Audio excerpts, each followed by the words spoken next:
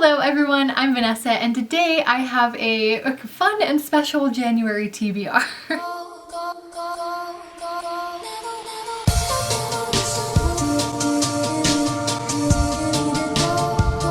So for the month of January, I'm theming my whole TBR around books that I loved when I was a teenager. I've had a lot of rereads on my list for a while now, and it got to the point where I was like, I should just dedicate a whole month to like reading all of my high school teenage favorites. So that is the reading plan this month, and I thought for this TBR we could do like a get ready with me, but it's high school me.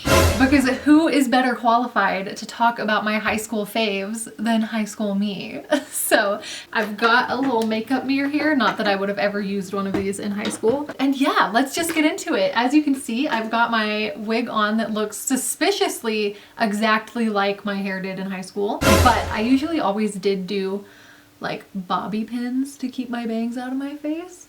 And let me show you the trick, the 2006 trick. You would make them into an X so that they look edgy and cool. So there we go. Anyways, now as you can see, I have expertly layered this beautiful cami over a tank top, layering on point. So you know what we're gonna do with it? We're gonna cover it up with a hoodie, because why wouldn't we? And this is actually my hoodie from high school. I've had this since I was like 13.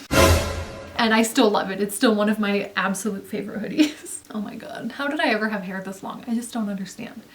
And I had to straighten it every day. Who was I? Okay, and now we gotta put our accessories on, because let's face it, we slept in these. We would have already had them on because they never left our body. We've got a mood ring. We've got like a weird black and orange beaded necklace. We've got this necklace that says our name in bubble letters, which I wore ironically because I thought it was very lame, but like lame enough to be cool again if you wore it anyway, if that makes sense. There we go. And we got our jelly bracelet. I would usually wear black and purple, but I don't have those colors anymore. I only have these because Jesse won them for me at an arcade. So I would usually wear these you would either make like a ring out of it, right? You do one of these and put like one around your wrist and then like one up around your middle finger. There you go. Pro tips here. Or how I usually wore them, you'd just do one of these. You like slip them inside each other and make one of those. And there you go. There you have it. There's the jelly bracelets. And finally, my snake bites, because I was that bitch. Okay, let's do some makeup. So high school me did not really wear very much makeup. Like I said, it was the early 2000s. We didn't do that back then. So eyebrows, we got nothing. We got what the good Lord gave us, and that was that. And then as far as eye makeup, you would think that it was like a liquid eyeliner wing thing going on, but for me, it was not. What we had was brown pencil eyeliner that our mom left in the bathroom. And what you gotta do, here's the trick, you need a Bic lighter, just a little lighter. You gotta heat up the tip of the pencil eyeliner so that it's nice and melty. Boom, bada bing, liquid eyeliner for early 2000s kids. And what I would do with this is I would just grab the eye, just yank it, just open that bitch up. You're gonna get premature wrinkles, it's fine, you don't care. You got eyeliner to do. And you're just gonna smear this all over your waterline. Just all over the waterline. And I only do the outer corners of my eyes because I just thought I didn't look good with like all the way around eyeliner, much to my chagrin. On the top, again, just the outer corner. We're real sloppy with it, it doesn't really matter. Okay, I think I went a little bit too far, so I'm just gonna take my finger and rub it. There we go. Perfect, oh my God. That looked bomb. All right, same thing over here, just right in the waterline. Okay, it's not very melty anymore, so I'm gonna have to melt it a little bit more. If you accidentally melt it a little too much, just blow on it. Blow all of your mouth germs onto it so then you can stick them in your eye. It's a flawless technique, let's be honest. Okay, so now that your brown pencil eyeliner is on, actually this one looks a little bit too much like a wing. There were no wings in my life, there was just smudges, that's it. Okay, so now it's time for eyeshadow, and yes, I do my eyeshadow after my eyeliner because what's an order of operations? We don't know, we don't care about that. We also don't care about makeup brushes, so we're just going to take our finger. I'm just going to dip it right in this bright red eyeshadow and just like corners, again, just outer corners. Boom. Bada bing, bada boom. There you go. If I was feeling real sassy, I might put some a little underneath so I really look like, I don't know, a drug addict or something, even though I was straight edge. I didn't do drugs, I didn't drink, I didn't do anything, but hey, that's what red eyeshadow is for. Okay, and we're just gonna rub it all in. If you got a little too much underneath, that's fine, just rub it out. Actually, I feel like this is a little too much. I wasn't quite this dramatic, so I'm just gonna lick my sleeve and remove the parts that are too much. Okay, so now that your eyeshadow's all sorted, you need some mascara. This should technically be the like Great Lash, the pink and green one, but basically you're gonna pump a bunch of air into it unnecessarily. There's no reason for this, but you're gonna do it every morning, and then we're not gonna curl our lashes, nothing. We're just gonna slop this on.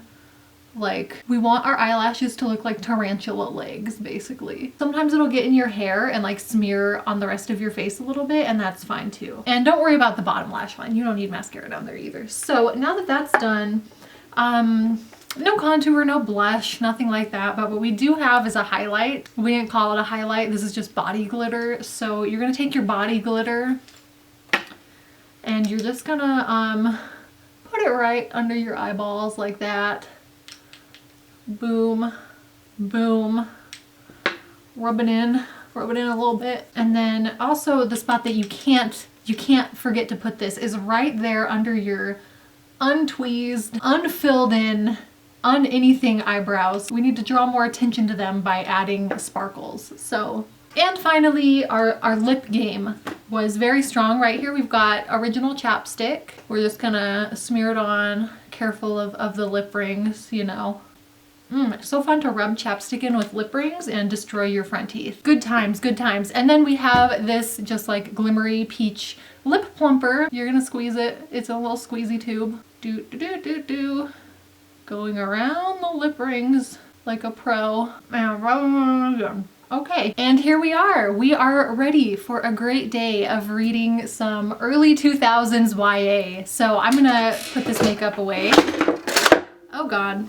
So let's get into my January TBR. So first of all, I do have one book that was not a teenage fave, but I'm gonna be buddy reading it with Katie from Thoughts of Katie, and that is Crescent City by Sarah J Maas. And I do have to say, teenage Vanessa would probably approve of this. It's all about like fairies and fantasy creatures and like a dark underworld. I was all about that. So everything else are books that I read when I was a teenager and just loved and have been looking forward to rereading ever since. So the first one on my TBR is Uglies by Scott Westerfeld. These books came out when I was like 13 or 14. I was all about them. I wanted to be Tally Youngblood. Like, I have honestly been through times in my life where I've considered legally changing my name to Tally Youngblood. This is like the OG YA dystopia. It follows a girl who lives in this like new society where when you turn like 16 or something like that, you get plastic surgery to make you look beautiful, and you go to live in Pretty Town and you can do whatever you want and look like whatever you want. It's just all parties. Our main character Tally, she is looking forward to the surgery, but right before she's of the age to have it, she ends up getting wrapped up with these people who are like rebelling against that idea and like questioning, why is the government making you do that? What is this surgery really all about? What's going on? So I loved this. It was my absolute favorite. Still to this day, it holds such a special place in my heart, so I cannot wait to reread it. The next thing I have on my list is the Modern Fairy Tales series, which is Tithe Valiant and Ironside by Holly Black. These are like an urban fantasy fairy story that I loved when I was in high school. I just remember it being so like gritty and edgy, and the fairies were dark, and that's what fairies are. Like, that's what I wanted out of fairies. So Holly Black has always done that for me, and I can't wait to revisit what started it all. Also, I can't remember, I think it's like the second or third book, but one of the love interests is like a troll that lives in the sewer. And I was so into it. I don't know why. I was like ready to marry this troll who lived in the sewer. I also have another kind of dark, edgy fairy book, and that is Wicked Lovely by Marissa Marr. I don't remember much of the story of this. I just remember being so in love with the like dark, edgy, lip-ringed love interest, but the story is actually about a girl who can see fairies, and she's not supposed to let the fairies know that she can see them. It's okay, we just have a lot of melted eyeliner in our eye. It's super healthy. Don't worry about it. It's fine. But the thing is that the fairy Summer King, he like chooses a girl to be his queen, and then she has to touch like the winter staff. And if she's the one meant to be the summer queen or whatever, then it's all good. But if she's not, the staff turns her into like a winter, like she's cold, she's covered in ice, blah, blah, blah, and she has to follow this guy around for the rest of eternity while he tries to find the next girl willing to take that risk to become the summer queen. So super fun so far. I just started reading it. I'm like maybe a third of the way through.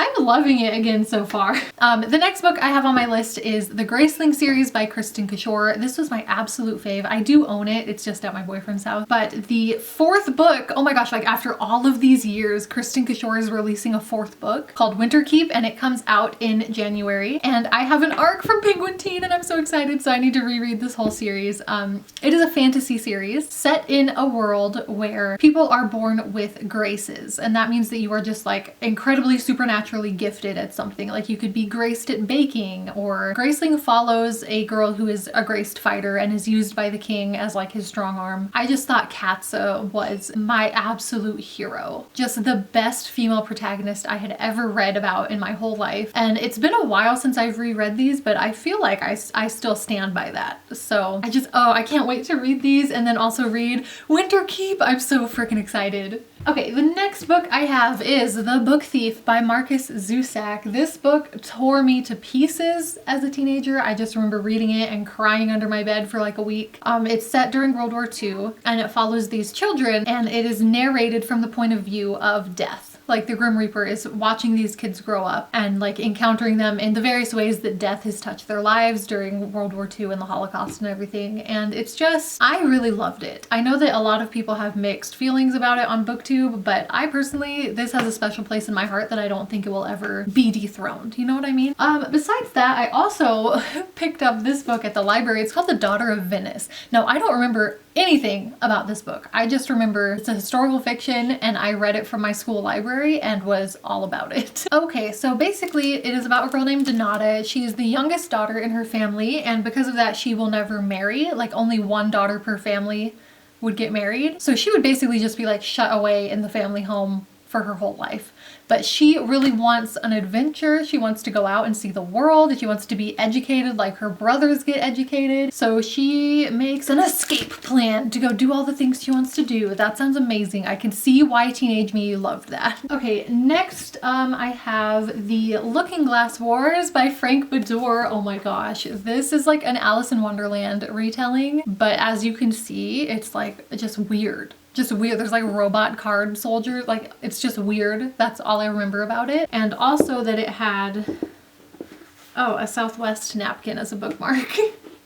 But anyways, it also had these really cool like illustrations. Like here's Alice and the Jabberwocky. There's the Red Queen.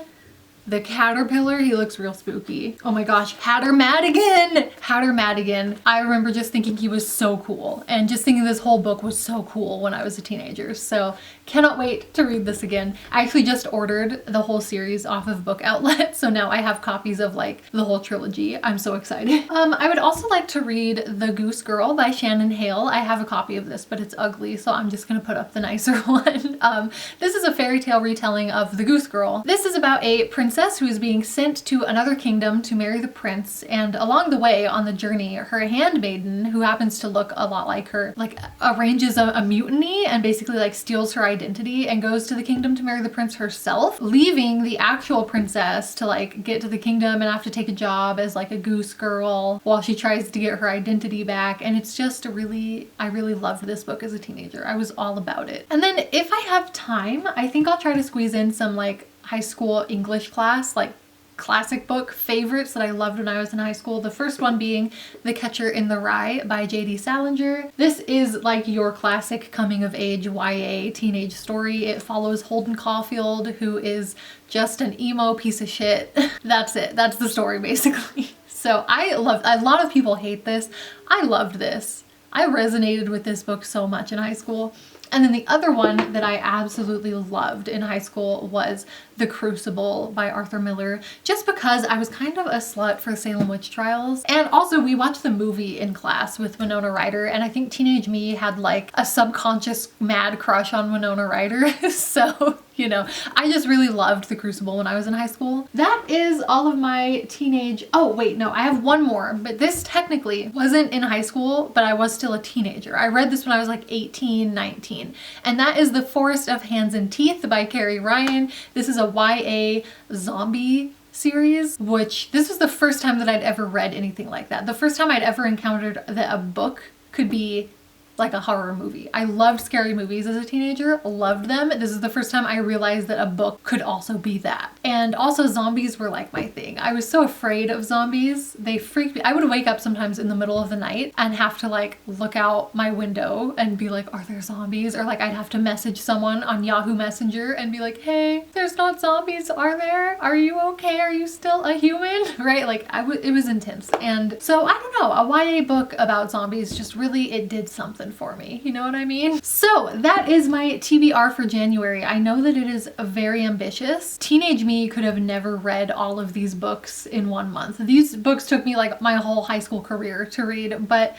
adult me has leveled up. I am teenage me but stronger, so I'm gonna give it my best shot and see how many of these I can read. I hope that you enjoyed this TBR. Maybe you got some fun early 2000s YA book recommendations, and I hope that you'll join me for the wrap up. I think Teenage Vanessa is probably going to make an appearance to help me review these books, because again, who better to review my teenage favorites than my teenage self? So we will both see you there. Keep your eye out. Thank you so much for watching this video. Please let me know in the comments what was your favorite book when you were a teenager. I hope that you like this video, and I hope I get to talk to you soon. Bye!